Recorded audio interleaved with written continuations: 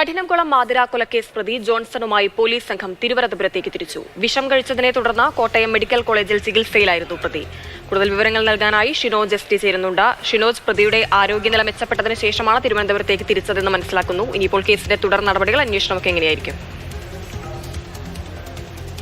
ഹിമ, വൈകിട്ട് 5 മണിക്ക് ശേഷമാണ് കഠിനംകുളത്ത് നിന്നുള്ള പോലീസ് സംഘം കോട്ടയം മെഡിക്കൽ കോളേജിൽ എത്തുകയും അതിനുശേഷം ഈ കേസിലെ പ്രതിയായിട്ടുള്ള ജോൺസനെ കസ്റ്റഡിയെടുക്കുകയും ഇപ്പോൾ തിരുവനന്തപുരത്തേക്ക് തിരിച്ചിരിക്കുകയുമാണ് ഉള്ളത്.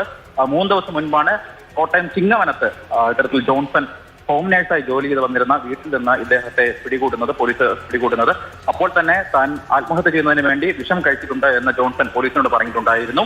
അതുപോലെ തന്നെ അദ്ദേഹം വലിയ രീതിയിലുള്ള പാരസെറ്റമോൾ ഗുളികകൾ, അമിതമായ എണ്ണവും അതുപോലെ തന്നെ എലിവിഷവും ഒക്കെ കഴിച്ചിട്ടുണ്ടായിരുന്നു. അതുമായി ബന്ധപ്പെട്ട് കരളിന്റെയും കിഡ്നിയുടെയുമായി ബന്ധപ്പെട്ട കാര്യങ്ങളൊക്കെ തന്നെ പ്രവർത്തനരഹിതമായിരുന്നു. അതുകൊണ്ടാണ് ഡോക്ടർമാരുടെ നിർദ്ദേശം അനുസരിച്ചാണ് പോലീസ് ആ സമയത്തും തന്നെ ഇയാളെ കസ്റ്റഡിയിലെടുക്കാത്തതും തിരുവനന്തപുരത്തേക്ക് കൊണ്ടുപോകാത്തതും. എന്തായാലും ഇപ്പോൾ ജോൺസൺ ആരോഗ്യവാനാണ് എന്നാണ് ഡോക്ടർമാർ നൽകുന്ന നിർദ്ദേശം. അതിനനുസരിച്ചാണ് കഠിനംകുളം പോലീസ് ഇന്ന് ഇവിടേക്ക് എത്തുകയും കോട്ടയത്തേക്ക് എത്തുകയും ജോൺസനെ കസ്റ്റഡി വാങ്ങുകയും ചെയ്തിരിക്കുന്നത്. ഇതുവരെ ചിങ്ങവനം പോലീസായിരുന്നു കാര്യങ്ങളൊക്കെ നിയന്ത്രിച്ചിരുന്നെങ്കിൽ ഇപ്പോൾ കഠിനംകുളം പോലീസിന്റെ കീഴിലേക്ക് അന്വേഷണം എത്തുകയാണ്. എന്തായാലും കഠിനംകുളം പോലീസ് പ്രതിയായിട്ടുള്ള ജോൺസനുമായി തിരുവനന്തപുരത്തേക്ക് യാത്ര ചെയ്യുകയാണ് ഇപ്പോൾ.